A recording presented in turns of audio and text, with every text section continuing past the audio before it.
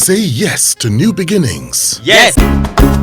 Say yes to new beginnings. Yes. Say yes to... Now, your parents, how did they react when you told them you wanted to embrace comedy as your source of livelihood? It was tough. It was tough for me. You see, because my mom had a particular dream for me, being the first child, first son. She had a particular role she wanted me to play. Because I was an extremely brilliant student. My mom wanted me to finish secondary school and go and read medicine. That was all. There was no negotiation. In fact, she told me that if I got admission to read medicine, first year in school, she was going to buy me a car. That was the agreement. But I did not like the sight of blood. I have never been a man who has loved the sight of blood. So I knew that my career as a medical doctor was never going to work. So I never showed interest, and that annoyed her. So she now had another option. So, okay, if you're not going to do medicine, you want to do petroleum engineering. I said, okay, that I embraced. I said, no problem. I think I can work with that. But the funny thing was, I did jam twice, and I kept getting 1 or 2 marks below the cutoff. And you know, those days it wasn't like we didn't know anybody. It wasn't like you had to just pass to enter the school. You had to beat the cutoff. So whether you get 1 point lower or 2 points lower, you were never going to go in. And my parents were not going to settle for any other course but petroleum engineering. So I went on and I wrote.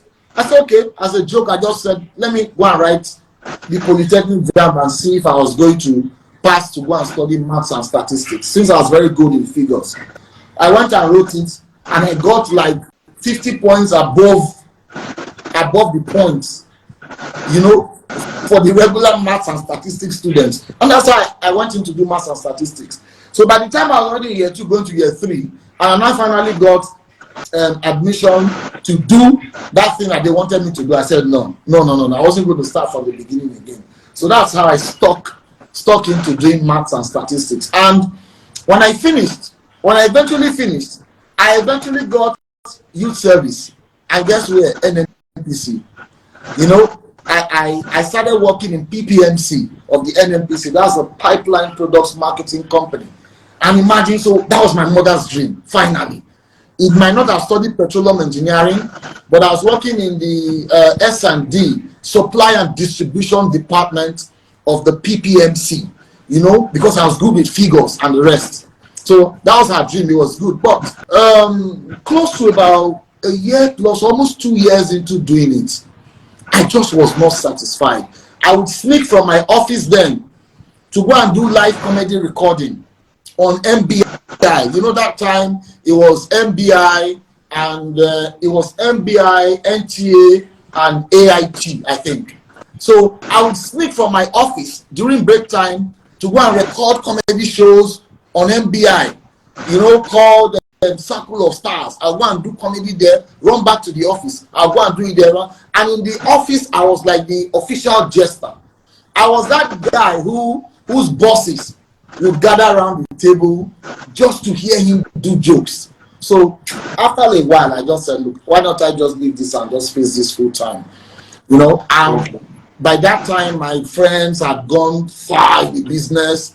They had moved along well. Teji Babyface was a household name. The likes of Baskets, a lot of them had become big names. But so I resigned, and I finally decided to do comedy full time. All right.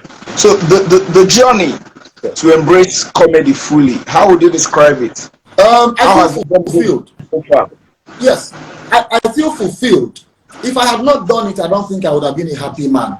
Irrespective of, no matter how much I would have had in my account, trust me. I'm not a rich man. I'm just a comfortable man who's trying to make ends meet, but I am a happy man. I am a fulfilled man. I had to do what I really wanted to do, and that is stay within the entertainment space and hone my skills while doing it. I have met a lot of people. I've gotten a lot of honors. I've had to represent a lot of brands, and I've still gone on to school to gather a couple more degrees. So I think I'm a happy man. Okay.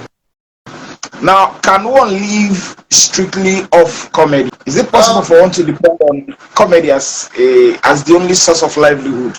Up until probably, let me say, some people might say 2005 or 8. I would say up until 2010, it was possible. But from 2010 till now, it is no longer possible. Okay, why? Nobody, yes, most of the top guys in the industry, except anybody wants to lie, nobody is living strictly on comedy business alone.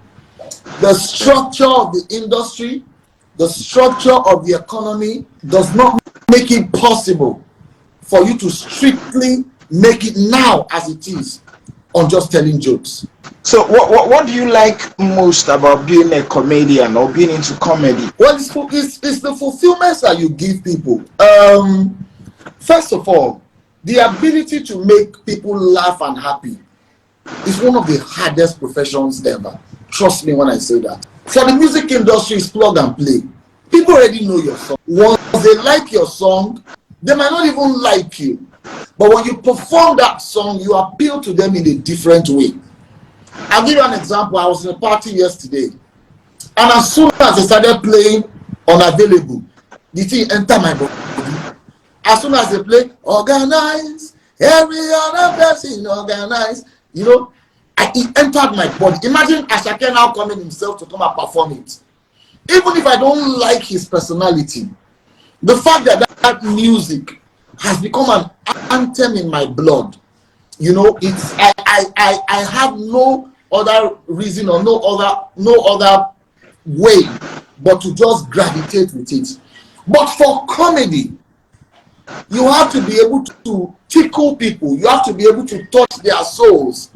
And trust me, except any comedian is trying to blow his own horn, bros, you never might know what pattern that joke is going to take until the audience receives it. You don't know how it's going to go. Oh, so what don't you like about being into comedy or being a comedian? It's never been taken seriously for anything. Nobody takes you seriously for anything. And people generally always think that we have happy people. They always think that we are happy people. Look, we have our moments. It is difficult most times for you to express your pain.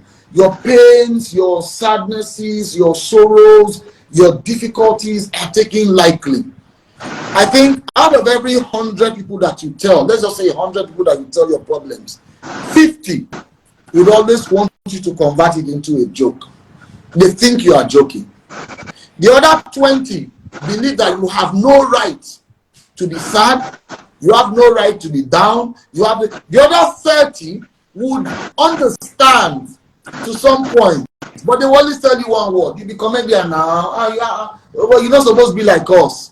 People think we are superhumans, but trust me, sir, when I say that we are like every other person. We go through what every other person goes through. So what would you say has been the greatest thing that comedy has done for you? Well, the greatest thing that comedy, has it done it yet? So far, the greatest thing that it has done so far. Funny enough, it's hard to, I'm not the type of person to measure accolades. I don't know why. Because I believe I'm still a work in progress. That's the kind of person that I am. I believe that I'm still a work in progress. So I don't believe that I've still achieved so much. But for every time my name is mentioned and people are happy to just hear my name, or for every time somebody comes to me and say, you just made my day, you made me happy, you made me laugh, that is a major achievement. Because it's not the awards most time, it's not the money. Baba, I'm not as rich as a lot of my colleagues. I don't even count what I have as riches. I'm just trying to be comfortable. So it's not also, how will I say it? I think it's the happiness that I bring to people. That's my greatest achievement as a human being. So what would you have wanted comedy to do for you that it has not done? Not just for me alone. Because see, this is how it is. A win for all to me is a win for one. That is how I see it. I think that our comedy, and I'll give you an example. I've been to South Africa, I've been to a lot of countries to perform. And one thing I've noticed in traveling to all of these places is that they have one thing that we don't have here. And that is simply structure. Structure is a major problem for the entertainment industry as a whole, not just the comedy industry, for creatives as a whole in this country. Look at the kind of waves that our music is making now. A few years ago, look at this whole hip hop thing or this whole Afrobeat thing.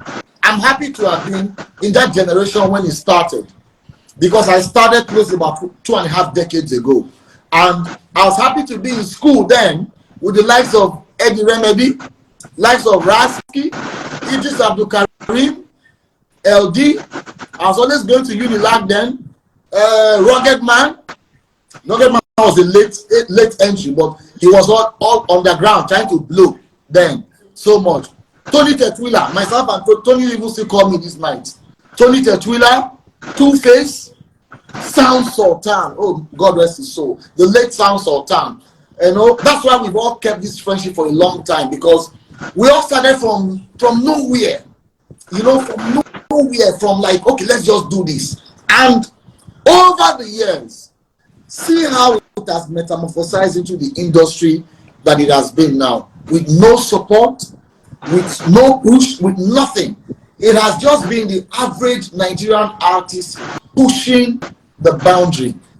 I have said it so many times, as of now, or as it stands now, there should now have been a ministry of tourism, arts, culture, and entertainment.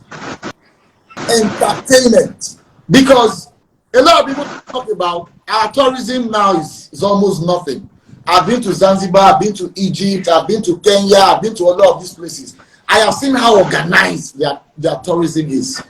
There's nothing in that line here.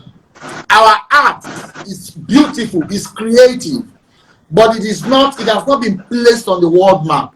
But what has placed us on the world map has been entertainment. The Grammy Awards, the shutting down of stadiums all over the world. When I went to South Africa to perform comedy, I was shocked, because the structure of entertainment in South Africa is like you have in London and in the United States.